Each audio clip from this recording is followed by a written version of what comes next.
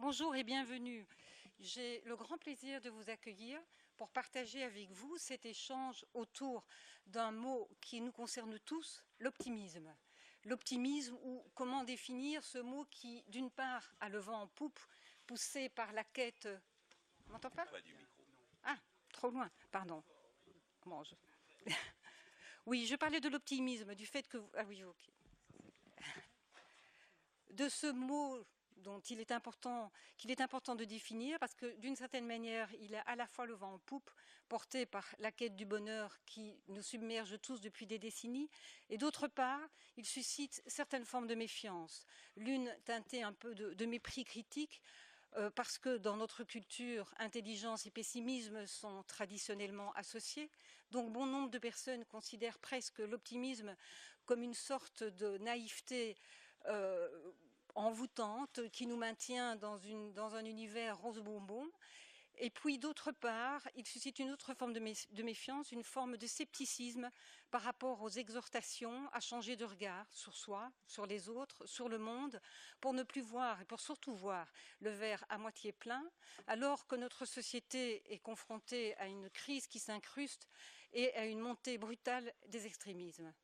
Mais pour dépasser toutes ces dichotomies et pour définir l'optimisme et voir aussi ce qu'il nous apporte, voici réunis autour de cette table, ou en tout cas allongés autour de cette table, 4 personnes qui vont vous montrer que nous avons toutes les raisons d'être optimistes et que face au pessimisme ou à la sinistrose ambiance et qui augmente, il y a des solutions qui existent et qui sont surtout à l'intérieur de chacun de nous.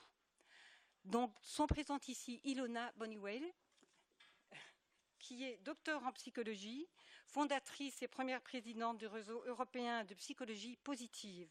Elle a organisé le premier congrès européen de psychologie positive en juin 2002 à Winchester, et elle est notamment l'auteure de Introduction à la psychologie positive, science de l'expérience optimale. Elle travaille actuellement sur 2 nouveaux livres, Positive Leadership et Adolescents motivés, livres qui vont apparaître cette année. Thierry Janssen a commencé sa carrière en tant que chirurgien pour ensuite s'orienter vers la psychothérapie, spécialisée dans l'accompagnement de patients atteints de maladies physiques graves. Il se définit lui-même comme le chirurgien de l'âme. Et il est l'auteur de nombreux ouvrages, Vivre en paix, la solution intérieure, la maladie a-t-elle un sens et le défi positif sur lequel nous reviendrons. Ilios Kotsou est titulaire d'un master en sciences du travail et formé à la thérapie brève. Il a travaillé pendant plus de 15 ans en tant qu'expert et formateur dans le domaine de la gestion des conflits et du changement. Ilios est l'auteur d'ouvrages sur l'intelligence émotionnelle et la psychologie positive. Il est aujourd'hui doctorant à l'ULB où il consacre ses recherches aux émotions et à leur impact sur notre bien-être individuel et collectif. Son dernier livre s'intitule L'éloge de la lucidité. 3 psychologues ou chercheurs en psychologie, accompagnés par Thierry Saucé, conseiller en communication, auteur notamment de 50 bonnes raisons de choisir l'optimisme. En 2014, Thierry Saucé a créé le Printemps de l'optimisme à Paris, dont la 2e édition vient de se dérouler. Et il a décidé cette année, avec le soutien du Comité économique et social européen, de l'étendre à l'échelle européenne. Alors Thierry Saucé, première question, pourquoi le Printemps de l'optimisme ? Vous qui êtes, et surtout l'intitulé, toutes les raisons d'être optimisme. Vous qui êtes justement un homme de communication bien informé, comment peut-on créer un printemps de l'optimisme alors que nous évoluons dans un monde justement en crise et dépeint par les médias de façon assez négative? Pour répondre à votre question, si nous voulons lutter contre ce que vous appeliez tout à l'heure, enfin à l'instant, la sinistrose et la morosité, il faut que nous fassions de l'optimisme une grande cause nationale et même aujourd'hui une grande cause européenne, et c'est la raison pour laquelle nous sommes à Bruxelles. Et cette grande cause, elle a besoin d'événements fédérateurs, elle a besoin de moments où nous nous rencontrons les uns et les autres et nous mettons en avant, je pense en particulier aux trois personnalités qui sont autour de nous aujourd'hui, les raisons justement d'être optimistes. Et avec quelques idées assez précises qui sont d'ailleurs très bien exprimées et qui vont l'être dans un instant par ceux qui sont à cette tribune. La première idée, c'est que le pessimisme, il gâche nos chances, il rétrécit nos vies, il n'est pas bon pour notre santé. Alors, quelques-uns de ceux qui sont ici le disent depuis longtemps. Et au début, d'ailleurs, il y a 40 ans, on pouvait avoir des doutes. Aujourd'hui, les recherches sur le cerveau, Thierry est infiniment plus fort que moi sur ces questions et en parlera, confirment cette intuition qu'il pouvait avoir à l'époque. La deuxième raison, c'est qu'il y a une discipline à savoir orienter notre regard. Oui, nous ne rêvons pas d'un monde différent ou d'un monde plus beau. Oui, il y a des drames, des catastrophes tous les jours. Mais ne soyons pas comme le lapin pris dans les phares. Ne regardons pas seulement ce qui est horrible, ce qui est terrible. Tous les jours, il se passe des choses magnifiques autour de nous. Le sourire d'un enfant, un rayon de soleil, un paysage. Tous les jours, il y a des innovateurs, des créateurs, des entrepreneurs qui créent des choses nouvelles et qui sont utiles à la société. Et l'Europe, au fond, c'est une chance, c'est notre nouvelle frontière, et en conséquence de quoi, il était assez normal que le printemps de l'optimisme, après Paris et avant d'aller dans d'autres capitales et pays, s'arrête ici. Et puis enfin, deux raisons pour finir. La première, c'est casser ce cliché stupide que l'optimisme, c'est fait pour quand ça va bien. Quand ça va bien, on peut même avoir des états d'âme. L'optimisme, c'est d'abord fait pour affronter les crises et les difficultés. Et d'ailleurs, quand vous écoutez les gens qui traversent des épreuves terribles, eux, ils ne cherchent pas des boucs émissaires. Ils ne sombrent pas dans la victimisation. Ils n'exagèrent pas les risques et les souffrances. Ils se battent. Et c'est une leçon pour chacun d'entre nous de les entendre et de les écouter, parce qu'à côté, nos petites misères et nos contrariétés, en réalité, ne sont souvent pas grand-chose. Et puis la dernière raison, c'est que nous voulons promouvoir l'engagement. Oui, nous sommes dans un monde compliqué, où monte ici et autour de nous la folie meurtrière, la barbarie, les extrémismes, y compris ceux qui jettent des gens à la mer. Et face à cela, l'indignation proclamatoire ne peut plus être suffisante. Il faut que, et c'est une des valeurs du printemps de l'optimisme, nous incitions chacun à s'engager où il veut, dans une association de quartier, dans la vie locale, du côté des parents d'élèves, dans la vie politique, syndicale, culturelle, associative, pour soutenir une cause humanitaire. Nous sommes persuadés que qu'une démocratie, elle a effectivement besoin d'être défendue, mais qu'elle a aussi besoin d'être ressourcée, d'être vivifiée. Et c'est au fond la somme de nos engagements individuels qui fera une société plus unie, une société plus forte et une société plus bienveillante. Et à vous qui êtes et qui pouvez être des relais de l'optimisme, on parlera tout à l'heure sans doute quelques instants de communication. Voilà, vous ne pouvez pas choisir meilleur engagement que celui-là.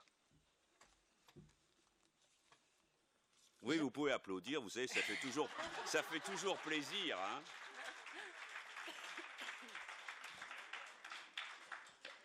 Mais vous, Thierry Saucier, à titre personnel, êtes-vous fondamentalement optimiste? Êtes-vous naturellement optimiste? Oui, vous savez, d'abord, je me suis engagé très tôt dans la vie associative, dans la vie militante, et j'ai voulu être de ceux qui, quelque part, considèrent qu'on n'est jamais plus grand que quand on l'est aussi au service des autres. Et donc déjà, j'avais cette conception très positive de l'existence, accrocher son char à une étoile. Et puis ensuite, je me suis dirigé professionnellement vers la communication, et par définition, elle est un univers dans lequel on essaie de positiver les choses, de montrer aussi justement ce verre à moitié plein et pas seulement à moitié vide dont vous parliez tout à l'heure.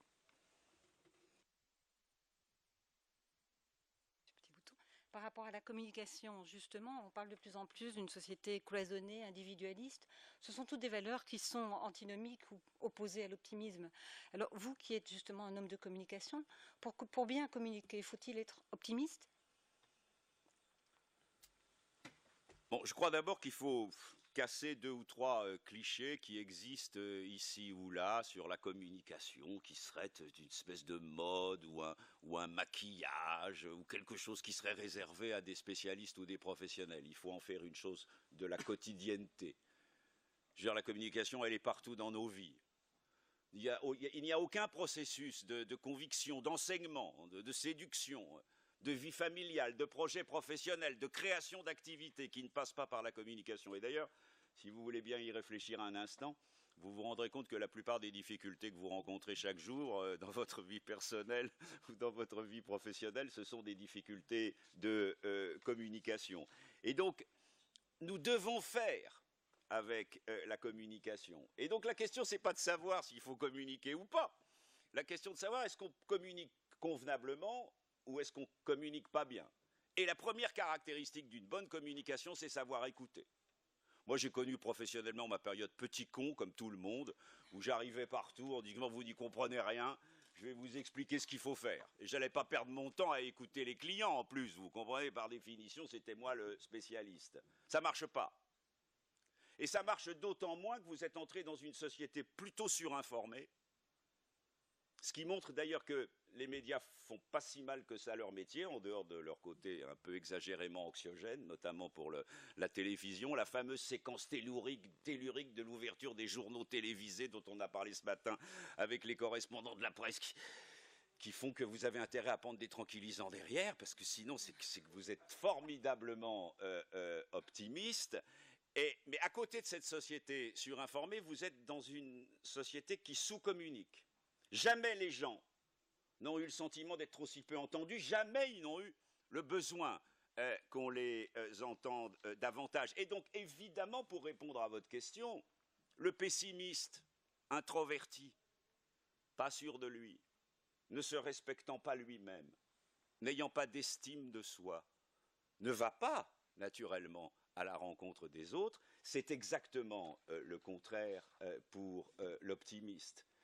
Il a ce sentiment, voilà, qu'il doit apporter quelque chose aux autres, à commencer par sa capacité d'écoute, le fait de créer le dialogue et d'essayer de construire quelque chose ensemble. Merci. Dernière question, mais fondamentale. Pouvez-vous nous donner une raison d'être optimiste? Oh, écoutez, il y en a certainement beaucoup. Je dirais qu'il y a une raison fondamentale, c'est que vous avez ce privilège incroyable de vivre. Ça ne durera pas éternellement. Et donc, si vous voulez bien profiter de chaque instant, de chaque seconde, d'oublier cette folie que c'était mieux avant, tu parles. J'adore ces gens qui passent leur vie à vous dire « mais nos enfants ne seront pas plus heureux que nous ». Mais c'est des trucs de vieux cons. Je veux dire, les mômes de 20 ans, ils arrivent aujourd'hui dans un monde qui est incroyable. Alors évidemment, c'est un monde en transition. Mais on a déjà connu ça. Parce que dans un monde en transition, il y a des risques. Oui, ils sont terribles. Il y a des drames, ils sont terribles. Mais c'était probablement bien pire à l'époque de la première révolution industrielle ou du chemin de fer. Les peurs étaient sans doute encore beaucoup plus importantes. Et donc oui, il y a des risques. Mais en même temps, jamais les progrès de la science, de la recherche, de la médecine, allez, et même des droits de l'homme, même si c'est imparfait, aujourd'hui dans le monde, n'ont été plus spectaculaires. Et donc, il est de notre responsabilité à nous, non seulement de ne pas expliquer que c'était mieux avant, et pour un optimiste, de ne pas attendre non plus que ce soit meilleur demain. Voilà, c'est aujourd'hui, c'est maintenant, à chaque instant, à chaque seconde qui passe, que notre devoir, c'est d'être heureux et d'en faire profiter les autres. Et je passe ma vie à copier Philippe Gabilliet dans cette idée, si vous n'y croyez pas, faites semblant. Parce que, en réalité, d'ailleurs, vous verrez que c'est d'ailleurs à peu près ce que beaucoup de gens font dans leur vie personnelle.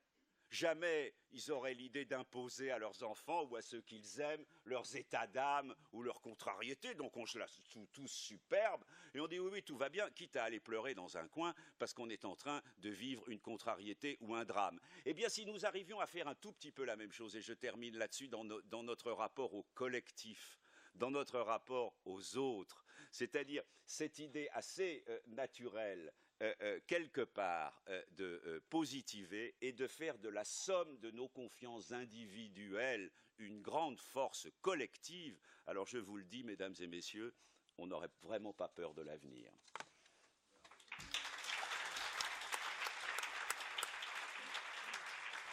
Et cette deuxième question, c'est un peu... Je vais reprendre 2 points. Thierry a déjà tout dit, en fait. Thierry nous a parlé du cerveau, de la méditation, de l'éducation. Mais j'ai rien approfondi.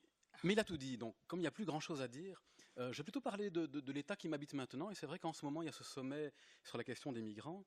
Et bien évidemment, on en parlait, c'est pas la question de pointer une responsabilité, mais n'empêche que c'est une réalité. Il y a ce sommet des migrants, il y a des milliers de personnes qui sont jetées de bateaux, qui meurent. Et Thierry nous dit, en parlant de nos petites misères, peut-être là, je mettrais ça entre parenthèses en disant il n'y a pas de petite misère pour moi. Il y a bien sûr ces migrants-là, mais peut-être parmi vous, il y a des gens qui sont atteints d'une maladie difficile. Peut-être que parmi vous, il y a quelqu'un qui a un enfant malade. Peut-être que parmi vous, il y a quelqu'un qui a quelque chose qui ne va pas bien. Et la souffrance, c'est comme un gaz. Ça prend toujours toute la place. Donc il n'y a pas de petite et de grande misère. Il y a les misères qui nous habitent, elles peuvent nous pourrir la vie. Et peut-être une chose qui pour Thierry ou moi, paraît tellement anodine, mais pour vous, c'est tellement terrible que ça peut vous amener à mettre fin à vos jours. Et donc dans un contexte comme celui-là, un peu compliqué, un peu difficile, un contexte politique difficile, un contexte économique en Belgique difficile, un contexte social en Belgique difficile, qu'est-ce que je viens faire ici? À vous parler d'optimisme. Et je pense que je ne vais pas faire semblant, pas passer à côté de cette question-là. C'est la question principale pour moi. Mais sinon, je ne pourrais pas être là. Sinon, je ferais semblant. Et ça m'amène à la deuxième. Deux toutes petites choses, parce que tout le reste était parfait, qui était, si vous n'y croyez pas, faites semblant. Non, je pense qu'il faut tout sauf faire semblant. J'ai une petite fille qui a 1 an. Si je fais semblant, elle sait bien en fait que ce qui est vrai, c'est ce que je vis. C'est parce que je lui raconte. Et vous le savez bien aussi, donc je ne vais pas faire semblant. Et en même temps, comme je suis d'accord avec tout ce que tu as dit et que Christiane me pose une question sur l'optimisme, la question c'est qu'est-ce que l'optimisme a à voir avec tout ça? La maison brûle, on est à l'intérieur, parce que c'est notre grande maison qui brûle, et c'est quoi l'optimisme, à quoi ça sert? Alors une première chose, c'est que quand on n'est pas optimiste, donc quand on n'est habité qu'avec des émotions compliquées, notre champ attentionnel, comme tu l'as très bien dit, est réduit. Et donc il y a peut-être une porte à la maison qui brûle. Peut-être qu'il y a une clé quelque part de cachée dans la maison. Alors évidemment, la clé n'est pas sur la porte. Ça, c'est des choses à l'américaine trop simples. Si la clé était sur la porte, il n'y a aucun d'entre nous qui n'aurait pas ouvert la porte. Pour nous et pour les autres, on a tous envie que le monde aille mieux. Mais c'est que la clé, on ne sait pas très bien où elle est. Parfois, on ne sait pas si elle existe. Et si notre champ d'attention est réduit, non seulement on n'a pas accès à toute l'information, on est réduit qu'à l'information négative, on perd le courage et donc on n'a plus l'énergie que pour aller chercher la clé, s'il existe, et ouvrir la porte. Et peut-être qu'une première bonne raison d'être optimiste, c'est cette raison-là, d'avoir accès à toute l'information disponible et de pouvoir aller faire ce qui est important pour nous à faire. Et donc ça nous demande, pour pouvoir garder ce regard ouvert, de choisir, comme tu l'as très bien dit aussi, où nous allons porter le regard. Je pense à Hegel qui disait la capacité à écouter l'arbre qui pousse et pas être pris seulement par la forêt qui tombe. Et quand la forêt fait beaucoup de bruit, ces arbres sont énormes, c'est difficile d'écouter l'arbre qui pousse, et pourtant l'arbre est là. Et c'est encore ce que tu as dit, quand on parle de méditation, de pleine conscience par exemple, on peut se poser la question, tiens, on parle d'optimisme, de méditation, qu'est-ce que ça a à voir avec ces migrants de nouveau qui sont morts? Qu'est-ce que ça a à voir avec vous? Mais la première chose, ça a à voir avec vous qui êtes ici, et que si vous, très simplement maintenant, pendant que vous m'écoutez, vous ne m'écoutez pas peut-être, hein, je vois que Luc Simonet ne m'écoute pas, il est dans son téléphone portable, parce que certainement, je ne suis pas assez intéressant, mais ce que je peux comprendre. Et donc, mais j'ai l'œil, Luc, attention. Et donc, au moment où vous m'écoutez, vous ne m'écoutez pas. Ce n'était pas vraiment important, parce que ce n'est pas ça le sujet. C'est si vous portiez attention à une simple chose qui est votre respiration maintenant. C'est très concret. En ce moment, vous respirez. Je vois monsieur qui respire, ça se voit ici à sa poitrine. Eh bien, si nous respirons, comme tu l'as très bien dit, c'est que nous sommes vivants. Première chose. Et si nous pouvons revenir à ça régulièrement, c'est revenir à nos ressources, ces ressources qui nous habitent, qui sont vraiment là, et c'est revenir à un état peut-être de calme, où il y a une forme de calme et de sérénité qui peut exister, même quand le monde est agité. Et donc, ce n'est pas de nier le monde qui est agité. C'est bien sûr, la maison brûle, mais est-ce qu'il n'y a pas une perspective très calme, très tranquille, de laquelle on peut observer le monde qui est agité, et peut-être qu'en partant de là, nous pourrons avoir nos ressources de nouveau pour agir. Et qui est le deuxième point, peut-être, tu me permets, Christiane, de ma petite idée, et, et qui était la première chose qui aurait été voilà, cette question d'écouter l'arbre qui pousse, et la deuxième qui est, est-ce qu'on peut allumer une bougie plutôt que seulement maudire l'obscurité? C'est vraiment ça l'optimisme. L'optimisme, c'est la maison, elle est très sombre peut-être, ça brûle peut-être à l'extérieur, mais si je veux trouver la clé, peut-être qu'au lieu de maudire tout ce qui ne va pas bien, je peux allumer une bougie pour essayer d'y voir mieux. Essayer moi d'y voir mieux, mais voir mieux aussi pour les autres qui sont autour de moi, et donc cette capacité à agir, cette sagesse depuis toujours qui disait, je pense que c'est Confucius ou Lao Tzu qui disait qu'une marche de 1000 pied commence toujours par le premier pas, et quel est ce premier petit pas que nous pouvons faire chacun, qui disait aussi, celui qui déplace les montagnes commence à déplacer les petits cailloux. Quel est le petit caillou que moi je peux déplacer dans ma vie avec mon enfant, mon collègue, peut-être même ici? C'est ces cailloux-là peut-être qui changent le monde, ces petites choses-là qui nous permettent d'avoir un monde meilleur. Et peut-être cette attention optimiste, elle nous connecte aussi à quelque chose qui pour moi est fondamental, c'est une forme de non-jugement et de commune humanité, se rendre compte que en réalité, les gens qui souffrent, eh bien, ils sont pareils à nous.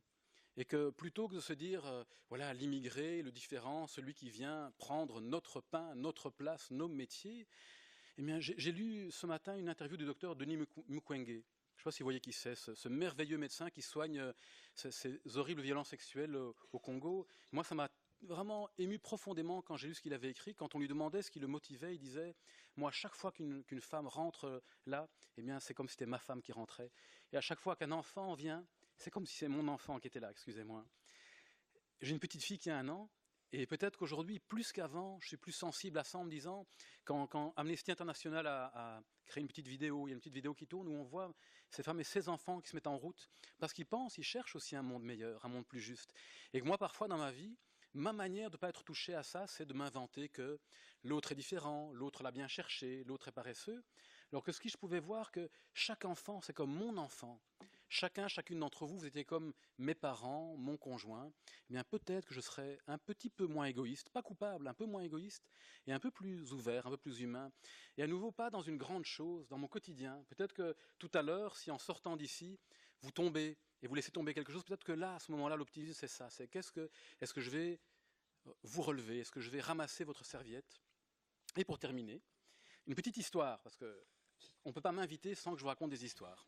2 histoires, vous le savez. La première, c'est celle d'un grand sage à qui on vient raconter un peu ce qu'on raconte ici. On vient lui dire, écoutez, la forêt brûle, la forêt entière a brûlé autour de nous, cette forêt sacrée. Et le sage appelle tous ses disciples et leur dit, écoutez les amis, allons-y, on va aller replanter les arbres.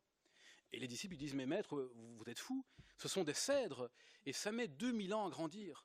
Et le sage les regarde, il dit, raison de plus, il ne faut pas perdre une seule seconde.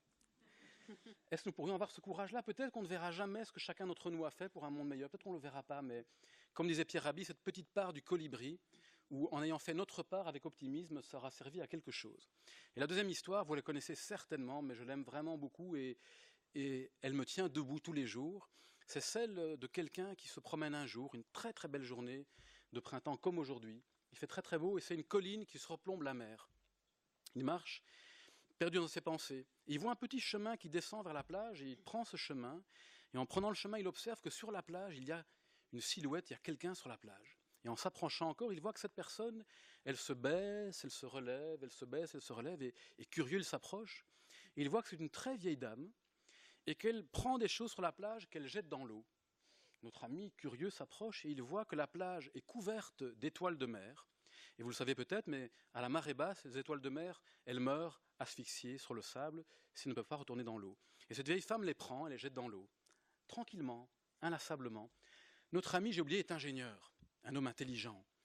Il fait un petit calcul, il réfléchit un peu, puis il dit, madame, attendez, écoutez-moi, vous avez perdu votre tête. Est-ce que vous vous rendez compte? Regardez ici. Il y a tel nombre d'étoiles de mer par mètre carré. Voilà le nombre de mètres carrés sur cette plage. Il y a donc des milliers d'étoiles de mer qui meurent ici, multiplié par le nombre de plages dans ce pays et par le nombre de plages sur la Terre, il y a des centaines de millions d'étoiles de mer qui meurent. Et vous, comme une imbécile, vous en jetez quelques-unes dans l'eau, ça ne change rien. Et la vieille dame le regarde en souriant, très gentiment, prend une étoile de mer, la jette dans l'eau et lui dit, vous savez monsieur, pour celle-ci, ça change tout. Et c'est ce qui me tient, je me dis que chacune d'entre nous, de manière peut-être pas ambitieuse, à notre petit niveau, par les petites actions que nous faisons au quotidien, peut-être que nous sommes rien pour la grandeur des difficultés. Peut-être que nous sommes tout pour la personne à qui nous avons souri.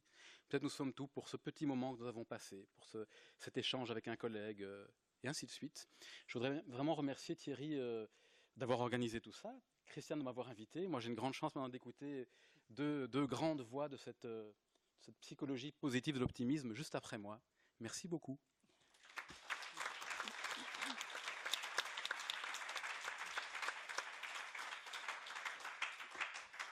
Merci Ilios pour cette belle métaphore et ces histoires qui illustrent, je trouve à merveille, justement les raisons d'être optimiste.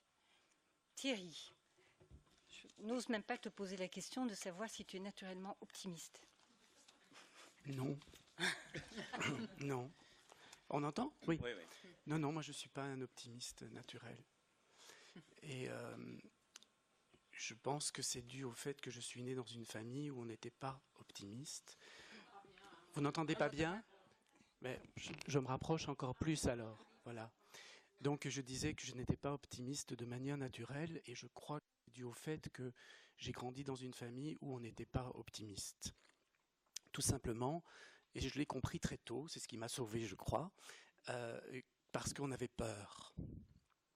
Et on avait peur pour un tas de raisons qui n'avaient pas lieu d'être. On avait peur par anticipation. Et il se trouve qu'enfant, j'ai eu quelques problèmes de santé, et puis j'ai découvert très tôt que j'aurais probablement pas une vie tout à fait classique par rapport à mon milieu familial, et ça m'a obligé à réagir, à dire non, tu vas pas à l'avance te faire peur comme tes parents ont peur, et ça m'a donné une sorte de réaction optimiste. Mais je pense souvent à cette phrase du philosophe Alain, je crois que c'est Alain qui disait que le pessimisme est une humeur et l'optimisme est une volonté. Et dans mon cas, je peux en témoigner, c'est une volonté. Parce que, et d'ailleurs, si on veut parler d'un point de vue un peu plus scientifique, on se rend compte aujourd'hui, notamment à travers les études d'une femme qui s'appelle Barbara Fredrickson, que naturellement, nous avons tendance à regarder ce qui ne va pas. Ça fait partie de notre instinct de survie. Pour prévenir les difficultés ou nous prémunir de certaines difficultés. Et c'est une réaction immédiate. Le problème, je pense, de nous autres, les êtres humains, c'est que nous avons cette capacité de nous situer dans le temps par rapport à un passé et en nous projetant vis-à-vis d'un futur, et que souvent, parce que ça n'a pas été dans le passé, nous imaginons que le futur n'ira pas mieux. Et c'est un piège. Et Barbara Fredrickson a très bien montré qu'après cette première réaction plutôt dictée par la peur, et une peur qui peut être saine, avec une vision peut-être un peu plus pessimiste de la réalité, il est très important de développer, grâce à notre cerveau gauche, grâce à ce cerveau qui permet de prendre de la distance, de rentrer dans une dialectique intérieure, de relativiser, de remettre en perspective, il est très important de pouvoir générer d'autres émotions que des émotions désagréables comme la peur, et au contraire des émotions agréables. Et donc pour moi, c'est un travail de tous les jours. Et des petites histoires comme celle que Ilios nous a racontées peuvent être très inspirantes parce qu'elles nous rappellent que oui, ce n'est pas si naturel pour l'être humain, et c'est peut-être pour ça que tous les sages passent leur temps à raconter des histoires, pour nous le rappeler. Mais Thierry, dans tes ouvrages, justement, La maladie a tel un sens ou La solution intérieure, tu fais un lien très étroit entre l'optimisme et la santé. Est-ce que l'optimisme, c'est bon pour la santé ? Oui, certainement, mais ce n'est pas moi qui fais ce lien.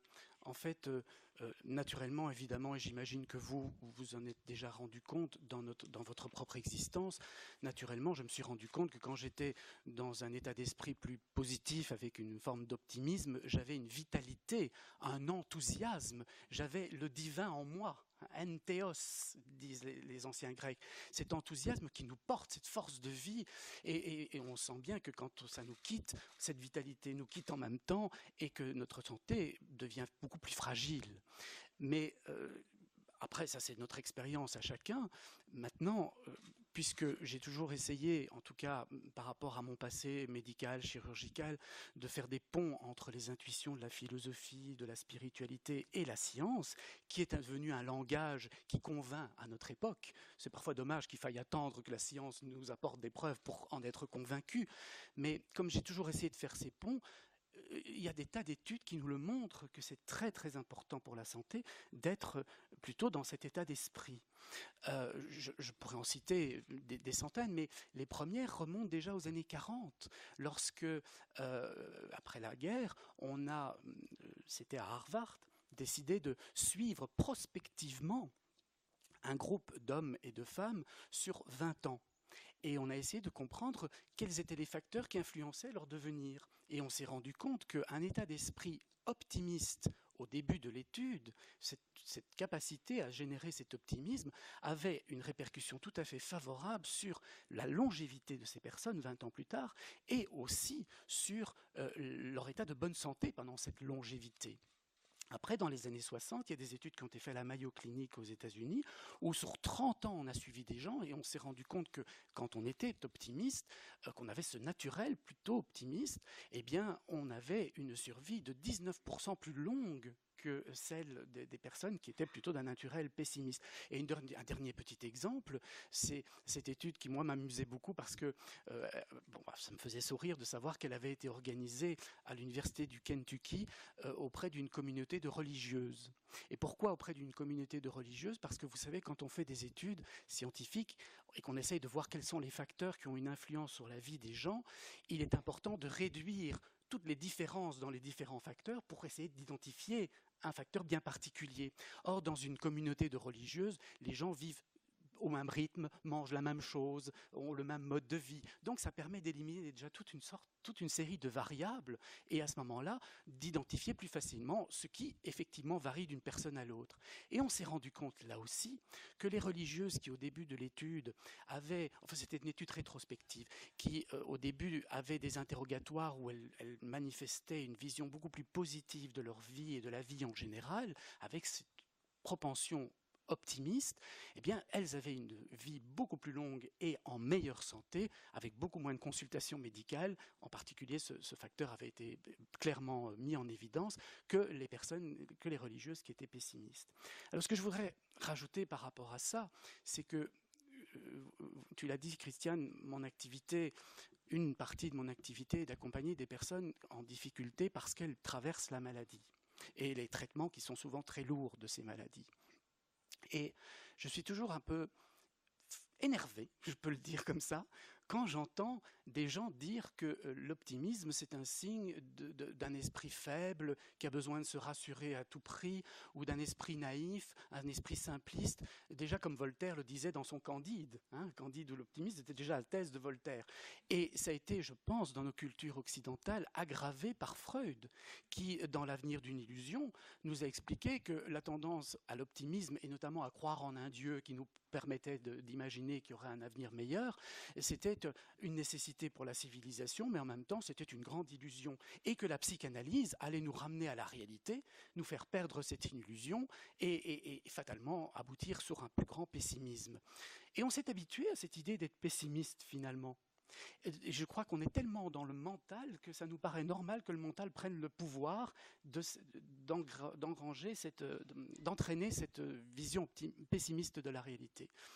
Et ça m'énerve d'entendre ça parce que ce n'est pas du tout ce que je vis au quotidien avec les malades. Pas du tout. Je rencontre des gens qui sont en dialyse depuis des dizaines d'années, d'autres qui ont des diagnostics de cancer ou de maladies neurodégénératives. Ils ne sont pas plus naïfs ou niais que personne ici, mais ils regardent la réalité.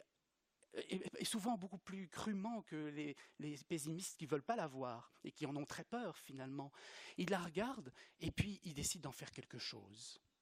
Et ils donnent du sens à ce qu'ils sont en train de vivre. Et vous savez, en psychologie positive, je pense qu'Ilona nous en parlera sans doute, mais on a bien montré que pouvoir donner du sens à ce que l'on vit est un des moteurs et une des sources de ce que l'on appelle le bonheur, ou que j'appellerais plus facilement l'épanouissement de l'être. Et je reprends toujours cette phrase de Václav Havel qui, moi, m'avait beaucoup interpellé quand je l'avais découverte, quand il disait « Avoir l'espoir, ce n'est pas croire que les choses vont se produire bien, c'est surtout penser que les choses auront du sens. » Et ces malades, ils font de leur expérience difficile une expérience qui peut avoir un sens parce que c'est une occasion de comprendre un peu plus d'eux-mêmes et de la vie, de se reprendre en charge, d'assumer une responsabilité, c'est-à-dire une habilité à apporter des réponses à notre vie. Et c'est très loin de la réalité des gens. Et alors malheureusement, et il y a d'ailleurs des anthropologues qui aujourd'hui le dénoncent, le discours public, notamment à travers les médias, à la grand-messe du journal de 20 heures, qui est là pour nous faire peur, parce que la peur est un moteur de consommation, eh bien, ce discours-là est tout à fait en dehors de la réalité des gens. Mais malheureusement, nous en sommes profondément imprégnés. Et comme disait Thierry au début, il y a intérêt à prendre des antidépresseurs après l'annonce des titres, parce que franchement, moi, j'en suis arrivé à ne plus les écouter. Je préfère lire le journal parce que là, j'ai un espace quand même pour une sorte de recul, pour analyser et me reposer une question et ne pas être impressionné, voire terrifié par l'image qui m'est envoyée dans le cerveau. Voilà.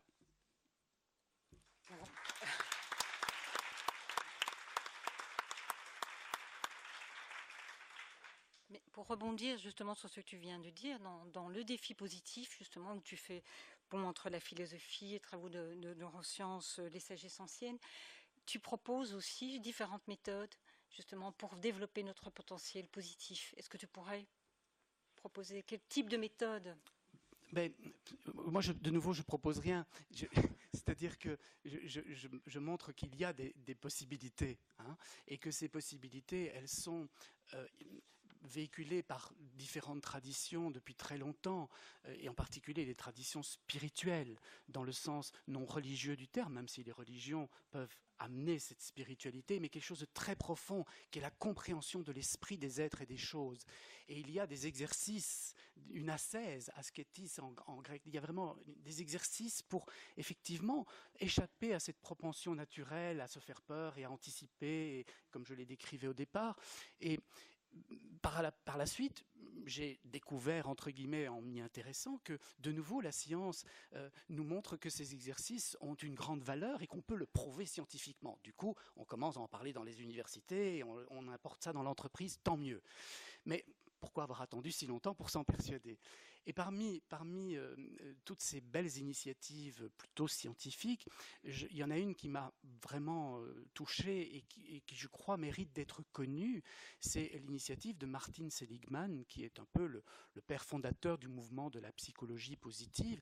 Et Martin Seligman est un psychologue qui travaillait à l'université de Pennsylvanie. Et il raconte d'ailleurs comment il est venu à cette vision plus positive de la réalité, ou de l'expérience en tout cas, lorsqu'il était dans un avion et qu'il rentrait d'avoir été donné une conférence sur son sujet de prédilection à l'époque, qui était la dépression et l'influence du sentiment d'impuissance et de résignation sur la genèse de la dépression. Martin Seligman est devenu connu dans le monde entier pour cela. Parce qu'il a bien montré, on le voit chez des rats, hein, que si vous martyrisez un rat dans une cage et que vous l'empêchez de sortir, après un temps, ce rat va se tapir dans le coin de la cage, il ne va plus bouger et il va en quelque sorte assumer son impuissance. Mais pire que ça, lorsqu'on va ouvrir la cage et qu'on continue à le martyriser, il ne va même pas sortir de la cage parce qu'il s'est résigné. Et à ce moment-là, Seligman avait montré que les défenses immunitaires de l'organisme et toutes les capacités d'adaptation s'effondraient et l'animal tombait malade, ou si on lui greffait des cellules cancéreuses sous la peau, c'était un des tests qui était fait, eh bien ces cellules proliféraient à une vitesse incroyable et finissaient par tuer l'animal parce qu'il n'avait plus de ressources pour lutter contre cette pathologie. Et donc Seligman était devenu célèbre pour cela, il était en retour de cette conférence dans cet avion, et à côté de lui, il y avait un chef d'entreprise. Et vous savez, quand on se rencontre pour la première fois, on a tendance à montrer la meilleure partie de soi, donc chacun est en train de raconter ses faits d'armes. Seligman, connu dans le monde entier pour la résignation comme facteur de dépression, et le chef d'entreprise qui lui dit « mais moi j'ai une entreprise très florissante qui emploie plein d'employés et ils sont tous très heureux ». Et à un moment donné, dans le débat, il y a le chef d'entreprise qui regarde Seligman et dit « mais c'est très intéressant tout ce que vous faites comme recherche sur la dépression, la résignation, mais vous ne vous intéressez à ce qui ne va pas bien. Mais est-ce que vous vous êtes posé la question de savoir pourquoi il y a des gens qui vont bien et pourquoi il y a des gens qui survivent et qui ne tombent pas dépressifs ?» Et Seligman, mais je le comprends parce que moi-même qui ai fait des études de médecine et qui ai pratiqué comme médecin, je peux vous assurer qu'on nous a enseigné tout le contraire, on nous a enseigné que ce qui ne va pas. Et notre fonction était de réparer ce qui ne va pas. Ça donnait une justification à notre vie et ça alimentait tout un système économique qui produit, qui innove, qui produit et qui fait consommer pour aller mieux. Ou pour aller moins bien. Ou pour aller moins mal, pardon. Et donc, Seligman, tout d'un coup, découvre qu'effectivement, comme dit Thierry ici, il y a un autre côté à la médaille, et il rentre à l'université de Pennsylvanie et il décide de commencer à s'intéresser à ce sujet-là. Et puis ça a donné le mouvement de la psychologie positive, qui n'est pas la pensée positive, mais qui est vraiment la compréhension de quelles sont les ressources de l'être humain. Et dans cette belle démarche, il y a quelque chose qui, moi, m'a touché, c'est quand j'ai découvert que Seligman, avec d'autres personnes, dont Christopher Peterson, ont décidé d'établir une classification des forces et des vertus de l'être humain. Et de nouveau, c'est venu parce que finalement la vie n'est faite que de rencontres et de résonances entre les êtres. C'est venu d'une rencontre entre Seligman et un milliardaire américain qui s'appelle Monsieur Meyerson et qui est à Cincinnati, je crois. Et ce monsieur voulait mettre une partie de sa fortune au sein d'une fondation au service de l'éducation. Et il a été voir Seligman en disant, vous qui vous intéressez au côté positif de l'existence, qu'est-ce qu'on pourrait aider comme projet qui apporterait cela dans l'éducation? Et Seligman, qui est un homme, je pense, très honnête, a dit, je ne sais pas. Mais ce qu'on va faire, on va se réunir à plusieurs spécialistes dans une vision transversale, en réunissant des gens spécialisés dans l'éducation, des psychologues, des gens du milieu spirituel, enfin, toutes sortes d'intervenants, des sociologues, etc., des anthropologues, pour se poser la question. Et ils se sont rendus compte qu'il y avait un gros problème, c'est que quand ils parlaient entre eux, ils ne parlaient pas la même chose. Que quand un moine bouddhiste parlait de la compassion, ce n'était pas forcément comme ça que l'entendait un psychologue, et que déjà, parmi les psychologues, il y avait des compréhensions différentes dans les différents mouvements. Alors ils se sont dit, il faut d'abord établir une classification, un vocabulaire commun. Et ils ont fait un travail colossal dans plein de cultures, en lisant plein de sources de disciplines et de sensibilités différentes, et ils en sont arrivés à cette classification des forces et des vertus de l'être humain, qui vaut ce qu'elle vaut, mais qui propose 6 grandes vertus au service desquelles nous avons 24 grandes forces. Et pour répondre clairement à ta question, c'est là-dedans que j'ai voulu montrer qu'il y avait des exercices, une ascèse que nous pouvions nous approprier pour cultiver un peu plus d'optimisme dans nos réalités. Et parmi ces grandes forces décrites, il y en a certaines qui me paraissent très importantes, à commencer par l'humour. L'humour qui est considéré comme une force au service de la vertu de transcendance. Et cette vertu de transcendance, c'est amusant d'entendre parler de transcendance dans une classification scientifique, c'est pouvoir ouvrir sa réalité à plus grand que soi et se mettre en relation, voire au service de plus grand que soi. C'est comme ça qu'elle a été définie, cette vertu de transcendance. Et l'humour permet cela. Le mot tous les rescapés qui ont été dans des situations catastrophiques, comme par exemple lors de la Seconde Guerre mondiale dans les camps de concentration, le disent. L'humour, même l'humour noir, permet de prendre ce recul, de retrouver une forme de pouvoir par rapport à la réalité, de ne pas se laisser terrasser par elle, de ne pas se résigner. Un optimiste ne se résigne pas. Il trouve une solution, il trouve une réponse, même si elle n'est pas exactement ce qu'il souhaitait au départ. Et une autre des grandes forces sur laquelle j'insisterai dans ma réponse à ta question, c'est la gratitude. Et c'est vrai qu'on propose en psychologie positive des exercices, ça paraît un peu bébête pour certains, mais quand on les fait, on se rend compte non seulement de leur efficacité, et puis que c'est pas si naturel de faire ce genre d'exercice. Personnellement, je tiens un journal pratiquement tous les jours depuis près de 20 ans, et régulièrement dans ce journal, je dois repenser à faire cet exercice. En regardant ma journée, en me disant, mais qu'est-ce qui a été bon et beau aujourd'hui? Pourquoi je pourrais dire merci? Il y a plein de raisons pour lesquelles je peux me plaindre, regretter, mais il y a tellement de raisons pour lesquelles je pourrais dire merci et je ne m'en rends même plus compte. Et c'est là que je rejoindrai tout à fait Thierry, et c'est, je pense, une question que tu vas me poser, mais ça vient là maintenant. Quelle serait la raison pour moi d'être optimiste? Mais je suis en vie. Je suis vivant, et c'est merci d'être en vie. Et tant que j'ai la vie, qu'est-ce que je fais de cette vie? Et alors je vous citerai, parce que peut-être ça en inspirera certains ici, un autre homme pour qui j'ai beaucoup de beaucoup de, non seulement de respect, mais de gratitude, c'est Viktor Frankl, qui justement, psychologue, psychiatre, qui est enfermé dans les camps de concentration, regarde un petit peu comment ça se passe et se rend compte que ceux qui survivent plus longtemps, ce n'est pas ceux qui sont les plus forts physiquement, mais c'est ceux qui ont une vie intérieure, ceux qui peuvent justement trouver un sens à ce qu'ils vivent, même si ce qu'ils vivent paraît le plus absurde. Et Frankl disait, si justement, au lieu de se demander qu'est-ce que la vie m'apporte, je devais me demander qu'est-ce que j'apporte à la vie, à chaque minute, à chaque instant, même dans ces camps. C'est une phrase qui a été reprise par John Fitzgerald Kennedy lorsqu'il a dit, au lieu de vous demander ce que l'Amérique doit vous apporter, demandez-vous ce que vous allez apporter à l'Amérique. Mais parce que John Fitzgerald Kennedy avait lu Viktor Frankl, qui, au sortir des camps, a écrit ce magnifique livre sans pathos, avec une telle délicatesse et une telle justesse, qui en anglais s'appelait Man's Search of Meaning, la quête de sens de l'être humain, et qui en français a été traduit très tardivement, et au Québec en plus, aux éditions de l'Homme, par Découvrir un sens à sa vie. C'est très important de pouvoir d'abord rendre hommage et avoir cette gratitude. Donc je suis très heureux d'avoir rencontré Frankl et je vous souhaite de le lire.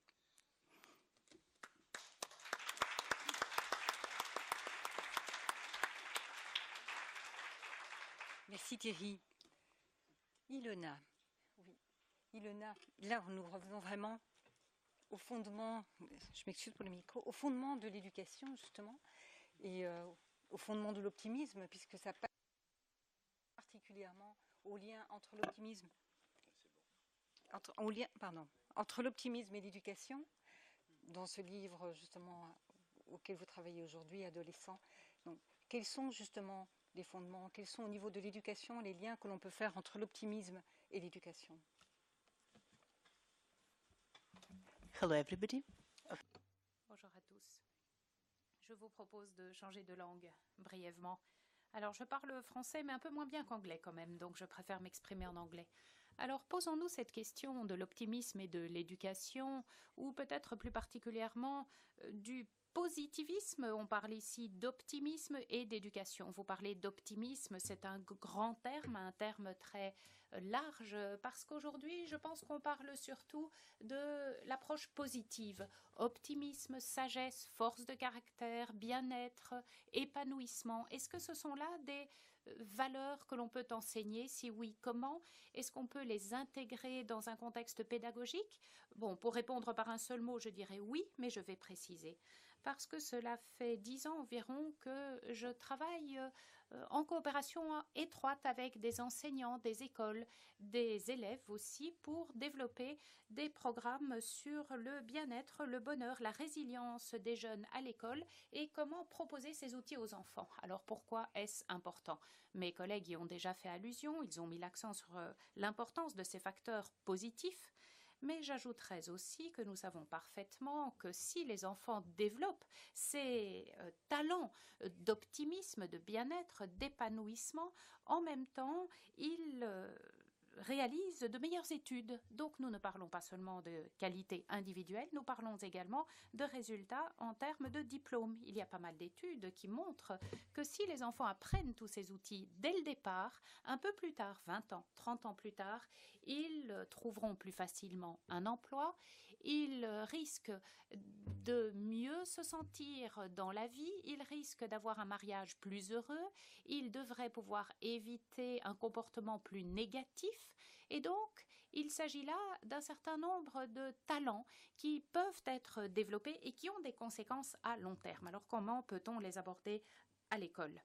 Deux perspectives. D'une première perspective qui est celle de la prévention ou du point de vue de la résilience, en d'autres termes, comment préparer nos enfants à la vie, une vie pleine de stress, pleine d'incertitudes.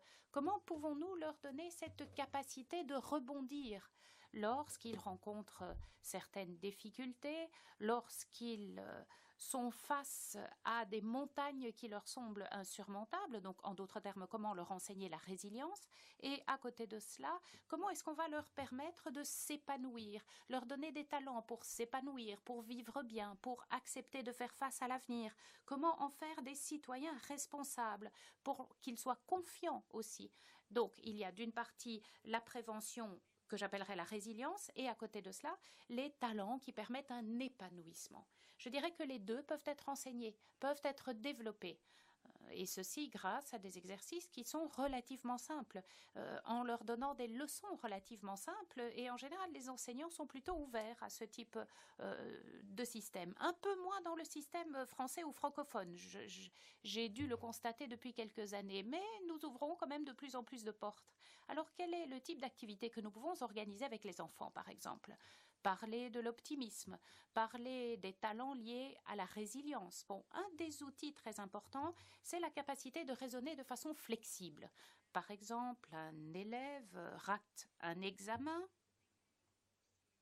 a une note faible, il se dit « je suis nul, je n'y arriverai jamais, je ne maîtriserai jamais tel ou tel sujet ». Là, vous pouvez intervenir sur son mode de raisonnement.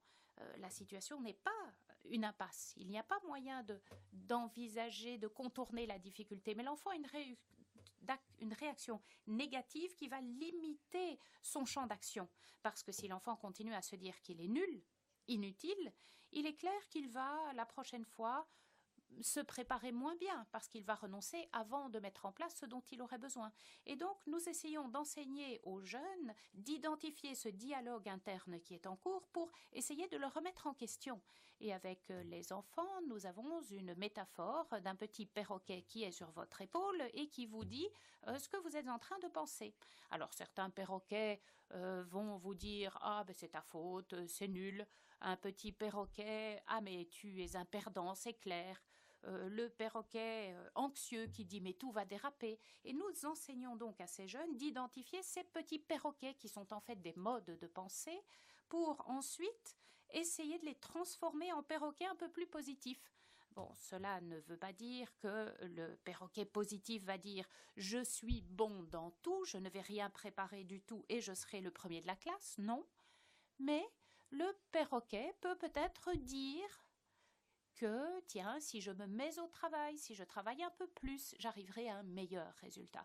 Donc, il ne s'agit pas simplement de transformer une explication pessimiste en explication optimiste, il s'agit plutôt de comprendre la présence des pensées pessimistes pour essayer de les équilibrer de façon un peu plus souple en y ajoutant des connotations un peu plus positives, des connotations, des explications qui vont élargir la palette des choix laissés à l'enfant, ce qui va lui permettre de continuer à aller de l'avant. Bon, je pense à l'un de ces outils, donc le raisonnement, la réflexion positive, flexible, qui est envisageable. Bon, à côté de cela, il y a d'autres exercices. Un exercice qui se demande, tiens, que s'est-il bien passé? Juste avant que l'enfant n'aille au lit, on va lui demander de dire une ou deux choses qui se sont bien passées pendant la journée. Qu'en est-il de la pleine conscience? Il y a des écoles qui enseignent la pleine conscience ou la méditation aux enfants. 5 minutes, par exemple. Parfois, il suffit de demander aux enfants de se lever, de faire le tour de la classe très lentement en ressentant leur corps, en faisant l'expérience de tout ce qui se passe autour d'eux pendant 5 minutes. C'est peut-être surprenant, mais il y a une majorité d'enfants qui sont ravis de se lever et de faire la tour de la classe pendant 5 minutes. Est-ce que vous vous souvenez de votre période à l'école? Oh, parfois, c'était assez rasoir quand même de rester assis, de devoir écouter quelqu'un. Et donc, utiliser cette petite promenade en pleine conscience, c'est quelque chose qui fonctionne plutôt bien. Et c'est en même temps une activité qui enseigne aux enfants d'être dans le présent, de mettre l'accent sur le présent, plutôt que de s'inquiéter par anticipation. Autre enseignement, nous insistons sur l'importance de l'activité physique pour le bien-être mental, parce que souvent on oublie le volet physique corporel. En France, d'après une recherche internationale, l'on a constaté que malheureusement, au sein de l'OCDE, c'était le pays le moins bien classé en termes d'activité physique enseignée à l'école, gymnastique et autres. Alors peut-être que vous allez me dire, mais ça n'a rien à voir avec ce qui passe à l'intérieur. Mais ce n'est pas vrai. Par exemple, lorsque nous enseignons ces outils de l'optimisme, nous constatons qu'un exercice physique, une activité physique est un élément qui permet de prédire un certain bien-être de soi par rapport à soi. Et parfois, il est plus facile de changer un état psychologique en incitant les jeunes à faire du sport. Donc voilà le type d'activité que nous pouvons organiser, que nous enseignons. Et ce qui est très important, c'est que lorsque nous enseignons ces talents, ces outils d'optimisme et de positif, nous pouvons aussi évaluer l'efficacité de ce type d'action, d'initiative. Donc il ne suffit pas de dire « je pense que ce sera bon pour vous », allez-y. Non, je pense que ce n'est pas la meilleure chose à proposer aux enfants. Non, il s'agit simplement de prendre ces programmes, de les mettre en œuvre et de comparer ensuite des classes d'enfants qui suivent ce programme avec des classes d'enfants qui ne suivent pas ces programmes. Bon, idéalement parlant dans les mêmes conditions, mais ça c'est parfois un peu plus difficile. Et ensuite, en comparant les enfants qui ont suivi le programme et les autres, nous voyons si ce type d'éducation peut avoir un impact. Et nous avons constaté que c'était le cas.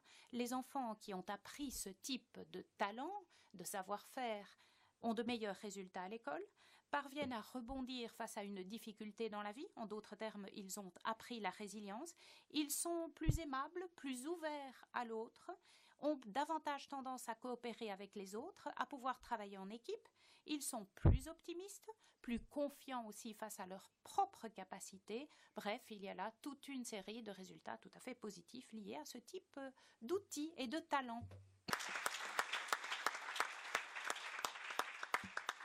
Merci Ilona. Et en termes d'entreprise, au sein de l'entreprise, en termes de management, qu'est-ce que ça apporte un manager optimiste, puisque c'est aussi vraiment des travaux auxquels vous vous adonnez, auxquels vous consacrez du temps. Est-ce qu'on peut parler là aussi de pensée flexible? Absolutely. Yes, I suppose I'm. Oui, je suis sans doute un peu étrange en tant qu'universitaire parce que je suis très passionnée par le volet pragmatique aussi, à la fois l'éducation, mais aussi le monde des entreprises. Ça me passionne beaucoup. Et je dirais que lorsque l'on parle du rôle de l'optimisme dans le secteur privé, ça peut poser certaines difficultés, notamment dans les pays francophones. C'est vrai que cela fait 4 ans maintenant que je suis en France et je dois vous dire que j'ai beaucoup appris au sujet de l'optimisme, mais surtout du pessimisme. Et j'ai commencé à m'intéresser de plus en plus d'ailleurs à ce sujet. Je dois dire que ça me passionne parce que la France, de tous les pays européens, arrive en queue de peloton en matière d'optimisme et en tête de peloton pour le pessimisme. Alors, est-ce que nous pouvons combiner l'entreprise et l'esprit positif? Bon. Est-ce qu'on peut combiner optimisme et secteur privé dans, disons, un pays francophone, en Belgique, en France ou ailleurs? Dans les pays anglo-saxons, c'est un peu différent, mais je dirais que c'est une question un peu difficile et je ne veux pas être naïve au point de dire que je vais défendre un optimisme unique. Bon, il est clair que l'optimisme a toute une série d'effets positifs. On parle d'énergie, de créativité lorsqu'on pense optimisme. Donc c'est vrai qu'il y a là toute une série de facettes positives. Mais parfois, trop d'optimisme entraîne des conséquences négatives. Soyons clairs, il faut oser le dire aussi. Donc être trop optimiste, bon, par exemple la crise économique mondiale, de temps en temps, certains l'expliquent en disant que certains entrepreneurs américains ont été trop optimistes quant à l'évolution de la situation économique. Donc c'est vrai que l'optimisme peut également être associé à une négligence des risques et parfois aussi à un manque de préparation. Donc ça, c'est une conséquence négative d'un optimisme excessif. Donc un élément positif, un élément négatif, comment combiner les deux? Moi, je pense qu'il faut parler justement de cet optimisme flexible. Une stratégie flexible d'optimisme va combiner la partie constructive de l'optimisme, c'est-à-dire l'énergie, l'action, l'ouverture face à une nouvelle expérience, l'ouverture face à la créativité, à de nouvelles solutions, et un certain nombre de stratégies qui découlent de ce qu'on appelle le pessimisme défensif. Alors de quoi s'agit-il?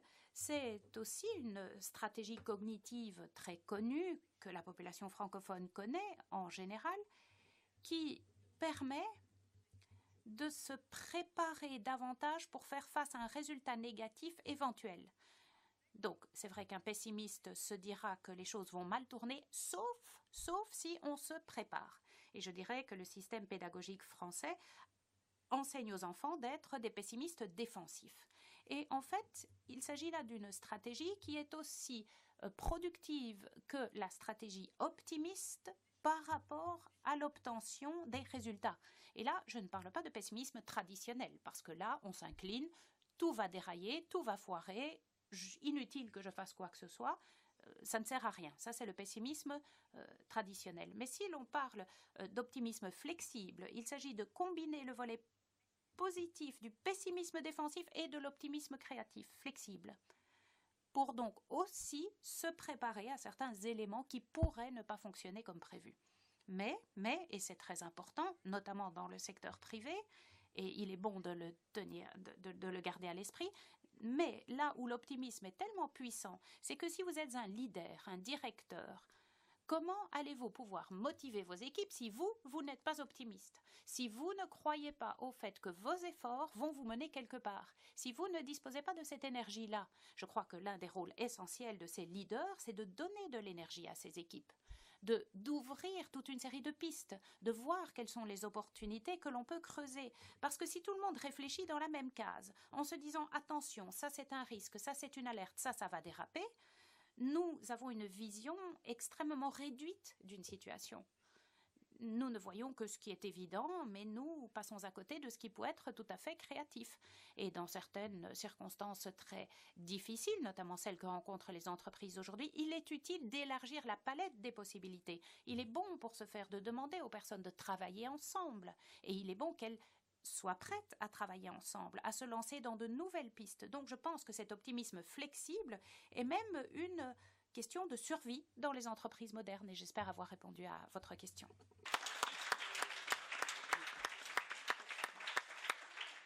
Merci Ilona. Et donc je vais terminer par la question devenue traditionnelle. Y a-t-il une raison pour vous d'être optimiste? Well, for me, I think the main reason. Pour moi, la principale raison d'être optimiste, c'est en fait d'avoir plus de résilience, c'est la résilience supplémentaire qu'apporte la stratégie optimiste. C'est extrêmement important. Nous sommes dans un monde difficile. Je ne parle pas de résilience au grand sens du terme, seulement face aux grandes catastrophes. Non, je parle de la résilience quotidienne, la capacité quotidienne de rebondir par rapport aux difficultés qu'on rencontre, les embouteillages, les chutes de la bourse, la fatigue, le fait qu'on soit épuisé quand on rentre chez soi et que les enfants nous sautent au cou et sont difficiles éventuellement. Donc je parle de cette petite résistance au quotidien. Et l'optimisme, c'est l'outil essentiel pour être résilient au quotidien. Merci. Merci Ilona. Avant de passer justement de vous passer la parole, j'aimerais peut-être faire un tour de table pour voir si, entre les différents intervenants, certains veulent réagir par rapport à ce que les autres disent.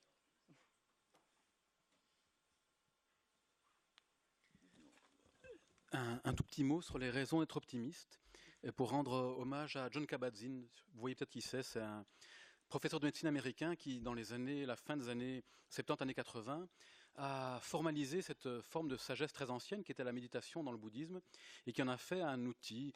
Alors c'est drôle de dire un outil, peut-être un processus au service de la bonne santé pour des personnes qui souffraient de douleurs chroniques dans les hôpitaux et qui maintenant est enseigné dans plus de 700 hôpitaux dans le monde. Alors en ce moment même, il est à l'école de la Commission européenne pour une session pour les directeurs de la Commission. Il sera vendredi soir à l'auditoire Janson, mais c'est sold out depuis longtemps. Plus de 1500 personnes viendront l'écouter. Et je pense que c'est aussi une raison d'être profondément optimiste, de se dire qu'il y a une époque où la méditation, c'était pour les allumés dans le meilleur des cas, pour les sectes dans le pire des cas. Alors qu'aujourd'hui, chacune d'entre nous, on peut utiliser cette sagesse millénaire pour pouvoir retrouver des ressources à l'intérieur de nous.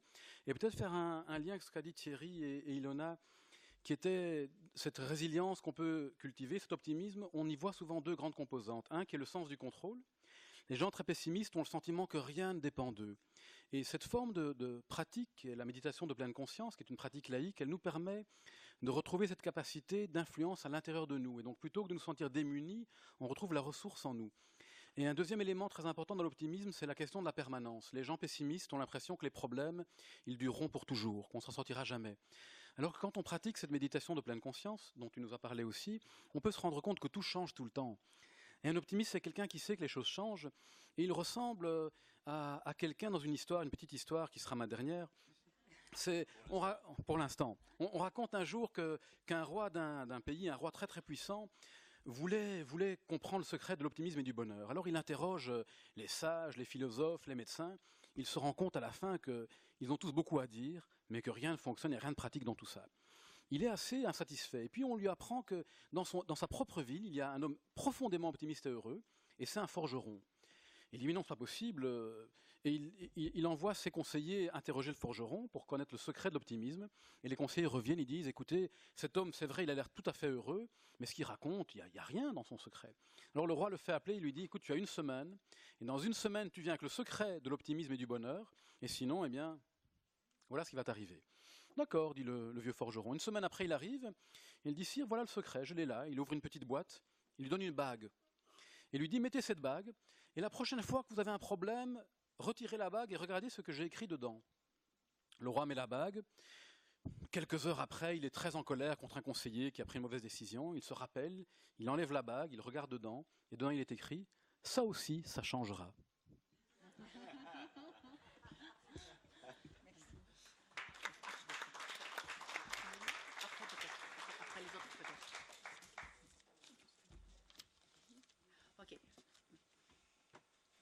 Sorry, that's me speaking again. Voilà, je reprends la parole, désolé. Alors, il y a quelques questions sur lesquelles je voulais un peu élaborer par rapport à ce que Thierry avait dit tout à l'heure. Un point essentiel dans le développement de la résilience et de l'optimisme, c'est de travailler sur sa force de caractère. C'est ce dont on vient de parler. Il y a beaucoup de recherches sur le sujet. On a essayé de classifier les choses selon différentes méthodes, avec différents paramètres, mais on peut certainement y travailler, notamment avec les enfants, pour essayer de les pousser à identifier tout ce qu'ils font de bien.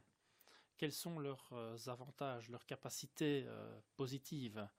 C'est un point essentiel dans le développement des enfants, de savoir ce qu'ils font bien, parce que en général, ils pensent en termes de « je suis bon en maths mais pas en anglais », mais ils n'essayent pas d'élargir le champ à la réflexion sur leurs forces et leurs atouts au sens le plus large du terme.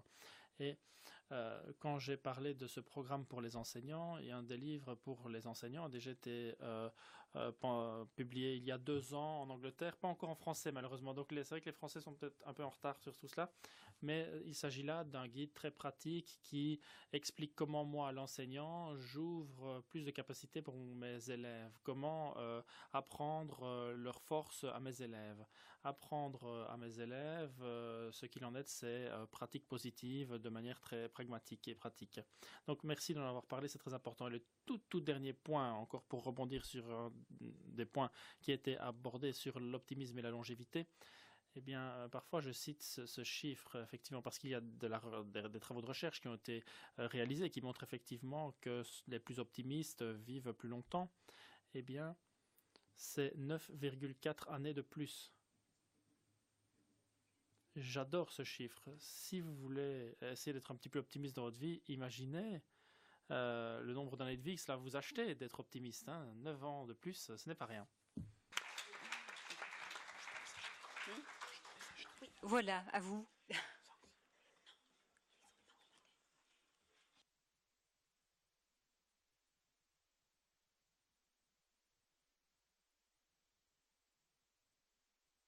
Ah, cool. C'est cool, merci. En fait, voilà, ça fait 4 ans à peu près que je travaille j'œuvre avec 400 € par mois dans une occupation qui est un squat légalisé.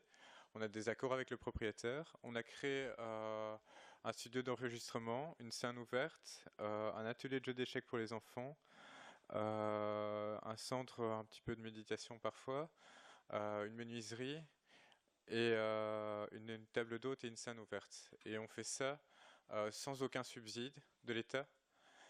Et donc j'ai vu et j'ai connu ce que c'était la réelle liberté. La liberté, c'est quand on conçoit quelque chose, quand on crée et qu'on est avec d'autres et qu'on essaye d'avancer ensemble. Le bonheur, je le conçois aussi, et c'est ça qui m'a appris aussi, le fait d'être en dessous du seuil de pauvreté fait que le bonheur que j'obtiens actuellement n'est pas un bonheur qui est lié à l'argent. Le bonheur que je tiens actuellement, c'est lié aux rencontres que je fais avec les personnes, lié aussi à la façon dont je réalise aussi mes rêves et mes objectifs. Et maintenant, dans un mois à peu près, je me fais retirer du chômage alors que j'ai jamais été aussi heureux de ma vie que maintenant, quoi. Voilà.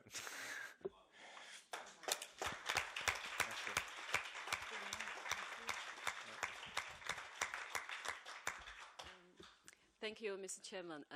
Merci, Madame la Présidente. Bonjour à tous. J'aurais une question. Vous m'entendez bien? Vous m'entendez bien?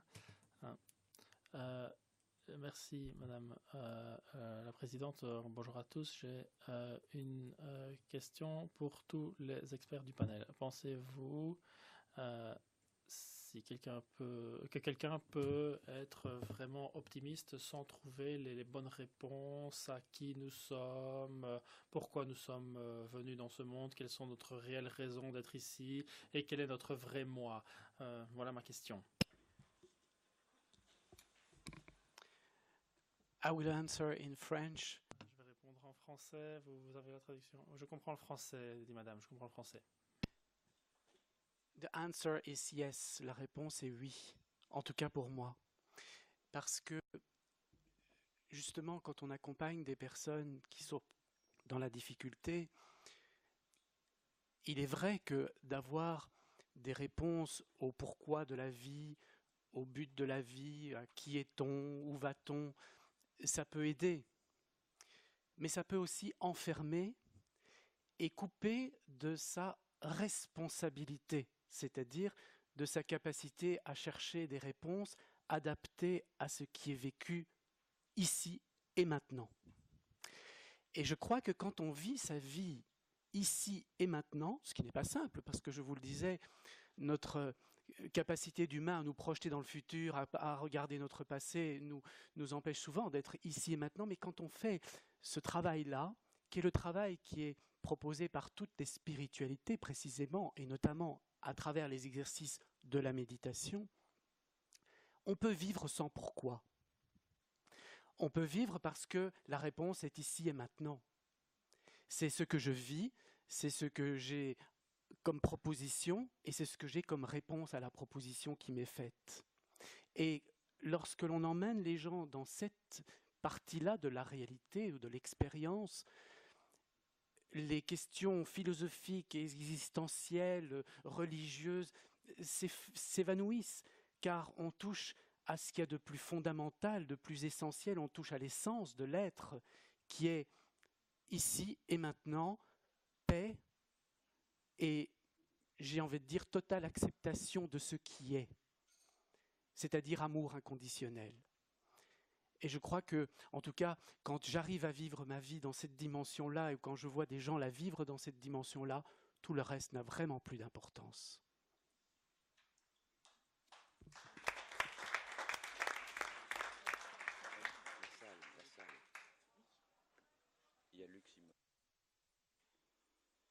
Merci.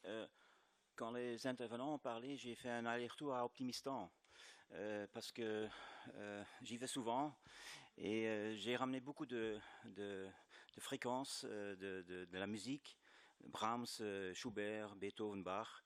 J'aimerais demander aux 5 intervenants, quand ils vont à Optimistan, qu'est-ce qu'ils trouvent là et qu'est-ce qu'ils ramènent là?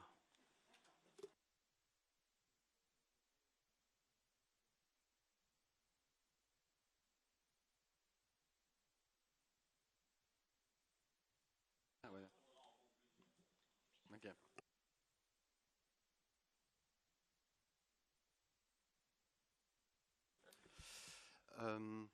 Alors, j'ai entendu les intervenants précédents et c'est vrai que on a quand même le sentiment que la question du bonheur est une question un peu futile de petits bourgeois et que la question essentielle, c'est vraiment le sens de la vie. Et c'est vrai que Nietzsche disait, et en particulier le gaillard qui est derrière moi que je connais, me fait penser à cette pensée de Nietzsche qui disait qu'au fond, le bonheur, c'est simplement cette capacité à aimer son son destin, pas seulement l'accepter, mais l'aimer avec passion, quel qu'il soit. Et je pense que c'est là c'est là effectivement un grand secret. Et c'est vrai que cette question du bonheur est au fond une question qui est née très tardivement dans l'histoire. Mais par contre, la question du sens, ça c'est vraiment fondamental, je pense. Je me permets de réagir par rapport à cela, parce que le mot bonheur comme le mot amour sont probablement deux des mots les plus mal compris, dans le sens où il y a tellement de définitions différentes. Hein. Et justement, on parlait là tout à l'heure dans l'esprit de la psychologie positive de Martin Seligman. Il a proposé, et je trouve que c'est assez juste, de remplacer le mot bonheur par épanouissement. L'épanouissement de l'être qui demande d'aller rechercher les meilleures capacités, les meilleures aptitudes de l'être, de les mettre au service des autres et de la vie, et du coup de trouver un sens, c'est-à-dire une signification à ce qu'on fait ici et une direction pour ce qui nous reste à faire. C'est ça le sens finalement. Et en tout cas, ces deux acceptations sont contenues dans ce mot-là, la signification et la direction des choses. Mais c'est vrai que ce mot bonheur, je me suis d'ailleurs souvent un peu pris la tête avec des bouddhistes à ce sujet, parce qu'on entend parfois le Dalai Lama dire que le but, et beaucoup de bouddhistes disent ça, que le but premier de la vie et de l'être humain, c'est de trouver le bonheur. Je ne suis pas d'accord avec ça, dans le sens où c'est trop restrictif, en tout cas, peut-être pas dans la bouche d'un Tibétain, parce qu'il a une autre culture et peut-être d'autres images attachées à cette phrase-là, mais dans notre esprit d'occidentaux, ça peut être très vite mal compris. Et je crois que d'abord le but de l'être humain, c'est de rester en vie, hein, et c'est d'abord de survivre et peut-être de vivre. Parce qu'il y a encore une différence entre simplement survivre et vivre, c'est-à-dire avoir la capacité de s'épanouir au plein de toutes ces potentialités qui sont en nous. Et c'est pour ça que c'est merveilleux ce qu'Ilona disait par rapport à l'éducation, car nous sommes tellement conditionnés à ne regarder que ce que nous n'avons pas, ce que nous ne sommes pas assez bien, que nous aurions pu mieux faire.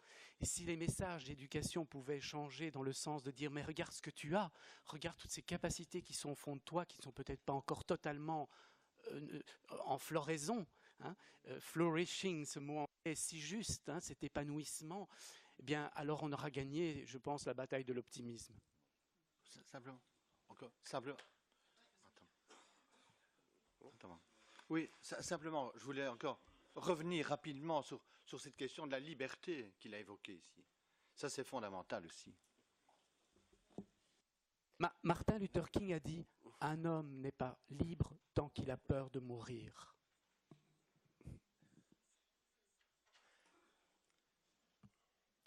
Should I go first? Thank you for the.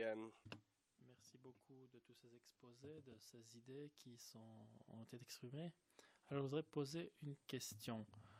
Un prérequis pour agir, c'est de comprendre qu'il faut faire quelque chose, qu'il y a lieu de faire quelque chose pour changer. Pensons à tous ceux qui n'ont pas d'emploi, qui n'ont aucune formation ni emploi. Ces personnes-là, il faut sans doute les aider, mais ils ne demandent pas à être aidés. Alors, avez-vous des idées à nous donner? Comment passer de l'inactivité à demander de l'aide, devenir un optimiste et faire tout ce que vous avez décrit? Comment passer de l'un à l'autre? Merci.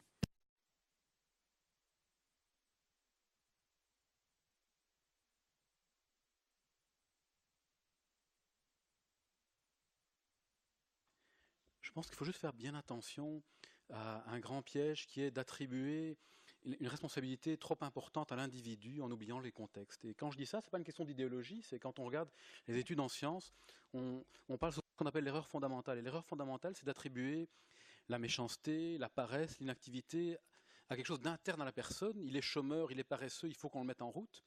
Et oublier que le contexte dans lequel il est a beaucoup à voir et que la plupart d'entre nous, dans le même contexte, on se comparait de la même manière. Alors, c'est pas qu'il ne faut pas changer, mais peut-être qu'on pourrait se dire que notre responsabilité en tant que citoyen, en tant que responsable politique, c'est de construire un contexte dans lequel chacun d'entre nous peut s'épanouir. Parce que ces capacités sont présentes en chacun, mais le contexte ne laisse pas toujours cette possibilité à chacun d'apparaître. Il y a des études, une qui a été faite en Belgique, toute simple là-dessus, où on propose à des personnes de répondre à un genre de questionnaire d'intelligence, si vous voulez. Il faut résoudre un problème.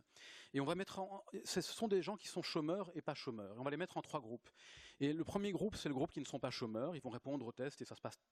Voilà, un certain niveau de performance. Le deuxième groupe de chômeurs répondent simplement au test, ils ont un certain niveau de performance, qui est tout à fait égal.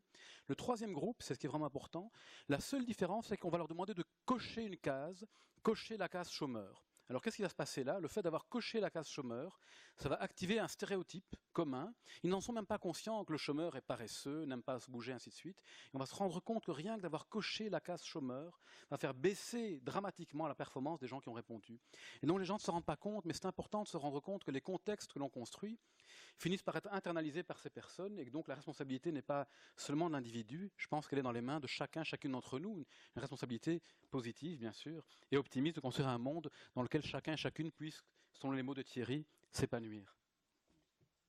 Bien, mais je pense que c'était la conclusion dit. Ah, pardon. Je peux dire encore un mot? Oui, en fait, je voulais juste ajouter, moi j'ai été pessimiste pendant 36 ans, et il y a 2 ans, je suis devenue optimiste du jour au lendemain. Mais malheureusement, c'est un événement, j'ai eu un accouchement difficile où j'ai eu un infarctus, j'ai failli mourir, et ça m'a donné, on en parlait tout à l'heure, l'idée que j'avais la chance de vivre. Et finalement, ça m'a sauvée, ça m'a transformé ma vie. Et aujourd'hui, je ne me reconnais plus. J'ai un projet, je me suis inscrite au Marathon de Paris pour l'année prochaine. Et mon idée, c'est de trouver 42 personnes qui veulent bien faire un don du sang. Puisque moi j'ai été sauvée par un don du sang. Donc, et c'est hyper optimiste parce qu'il y a 2 ans, je ne courais pas du tout. Et là, j'ai déjà fait 5 semi-marathons cette année. Donc, je suis en bonne voie pour mettre toute l'énergie que j'ai pour réaliser ce projet-là. Donc, finalement, et pourquoi je suis là, c'est parce que maintenant, je veux faire un film sur l'optimisme. Parce que je trouve que c'est dommage que j'ai dû frôler la mort pour prendre conscience de la chance d'être optimiste. Donc, j'aimerais... si j'arrive à partager justement cette expérience-là auprès d'autres personnes sans qu'elles aient besoin de passer par des circonstances comme les miennes, voilà. Vous avez dit quelque chose de très fort à propos de la mort. Oui. Dans une société où on ne veut pas se rappeler qu'on va mourir, on a toutes les chances d'être pessimiste.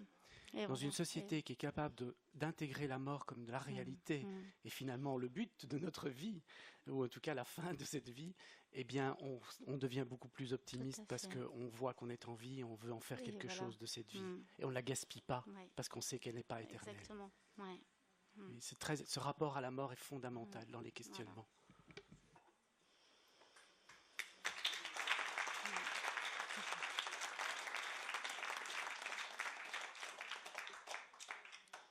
Je pense que le moment de... Oui, pardon, je pense que le moment de conclure est arrivé, donc j'aimerais, s'il y a des questions, qu'on puisse les grouper rapidement. Là, ce n'est pas une question, c'est plus une réflexion, comme ça en entendant Ilios et Thierry aussi. Mais je me suis dit, comme le virus qu'on a dans le corps quand on est malade, le pessimisme nourrit le virus. Je me suis dit, c'est peut-être la même chose dans la société, que le pessimisme comme virus dans la société nourrit le mode de la société. Et c'est pour ça qu'on ne veut pas que les gens soient optimistes. Donc, si on pense à ça, on peut être fier d'être optimiste et pas se sentir naïf. Voilà.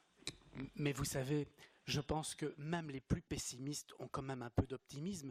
La preuve, c'est qu'ils se lèvent le matin et qu'ils vont sortir de leur lit. Parce que c'est quand même un jeu drôlement dangereux de sortir de son lit. Il peut en arriver des choses au cours d'une journée. On peut même mourir.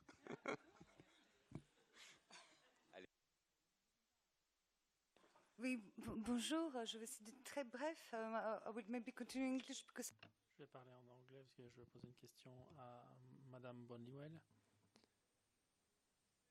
Bon, à vous tous, je voudrais dire que c'était très intéressant. Vous avez soulevé un certain nombre de questions très intéressantes, mais Vous parlez de l'enseignement. C'est vrai qu'il y a un grand écart entre le système anglo-saxon et le système français. Et Luc, c'est vrai qu'on devrait peut-être développer des écoles d'optimisme. J'ai regardé une vidéo sur une école au Japon où les enfants peuvent simplement courir à tout moment. Ils peuvent aller courir un peu dans la cour de l'école et puis revenir travailler. Ils quittent la classe en courant, ils reviennent en courant quand ils le souhaitent. C'est vrai que, de manière générale, il y a certainement beaucoup à faire avec les enfants et des projets futurs à développer, des écoles pour l'optimisme. Ce serait une bonne chose. Merci. Okay. Thank you. I think, yes, you're right. I'm not... Merci, vous avez tout à fait raison. Je ne dis pas que tout est bon dans le système anglo-saxon. Hein. C'est pas ce que je dis. Non, non, non. Mais il y a certains domaines qui sont un peu plus développés. Dans le système francophone, il y a certainement beaucoup de choses à faire sur le développement personnel et socio-psychologique.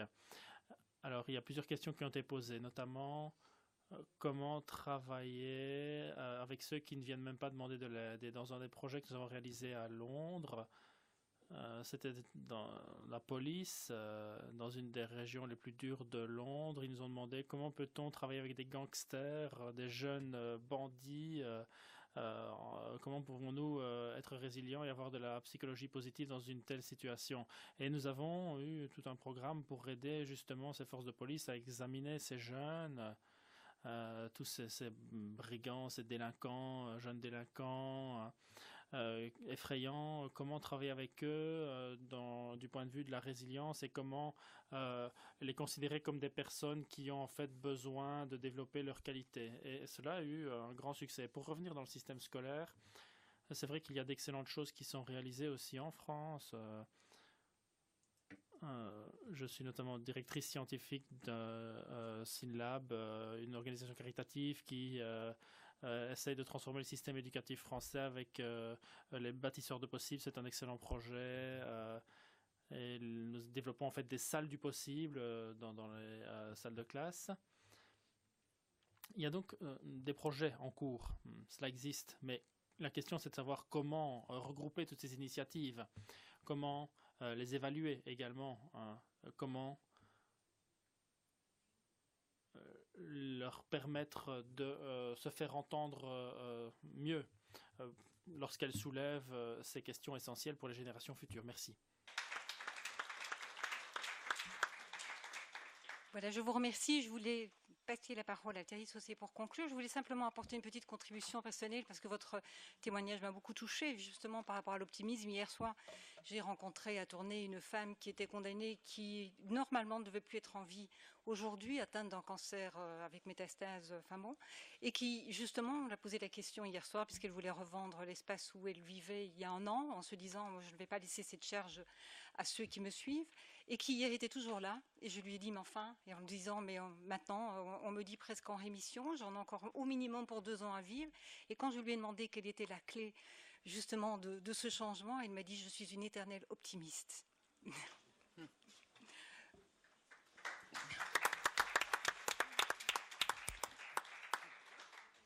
3 petites choses avant de nous quitter. D'abord, Madame, votre témoignage était tout à fait passionnant et ça prouve d'ailleurs qu'on peut avoir une naissance pessimiste et une renaissance par définition optimiste. Donc pour tous ceux qui positivent, c'est une chose formidable. Qu'est-ce qu'on a retenu comme musique de l'Optimistan? On n'a pas le temps de vous répondre tous, mais on le fera peut-être tout à l'heure dans les couloirs. Une phrase de Nietzsche, en tout cas, il faut avoir une musique en soi pour faire danser le monde.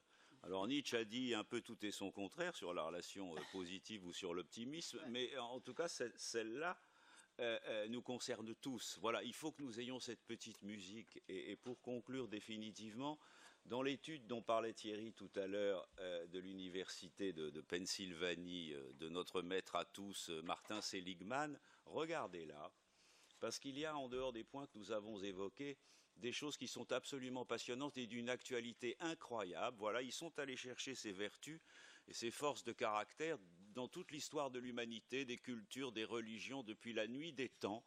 Et vous y verrez par exemple que la sagesse, dont on a tendance à considérer que c'est une chose passive, le vieux sage qui s'assit au coin de l'arbre et qui regarde passer le temps, pas du tout. Elle est interprétée comme active, mais construite sur le discernement, c'est-à-dire sur l'idée d'utiliser son énergie à bon escient. Et il en est exactement de même pour la justice.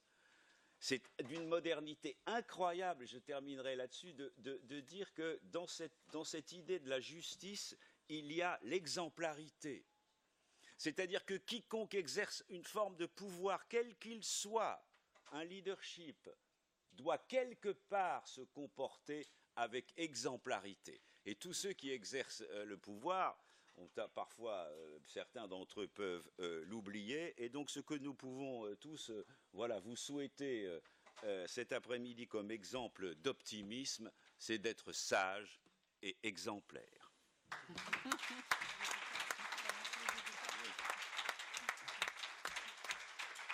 Voilà, grand merci. Donc vous pouvez aussi participer. Il y a une séance de dédicace après la séance qui se fait ici juste devant.